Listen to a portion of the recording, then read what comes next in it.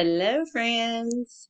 All right, so today we're going to talk about a number, and this is not going to take us very long because this number is very small. Very, very, very small.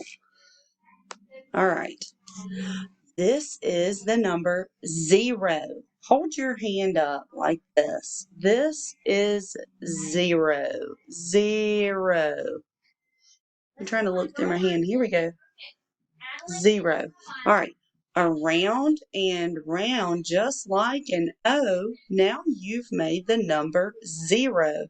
And I don't even have another slide to show you 0 things because 0 things are nothing. If you have 0 of something, that means I have nothing. So Miss Hendry has 0 lollipops because I don't have any lollipops. I have 0. All right, so this is round and round, just like an O. That's the way you make a 0. Bye, friends.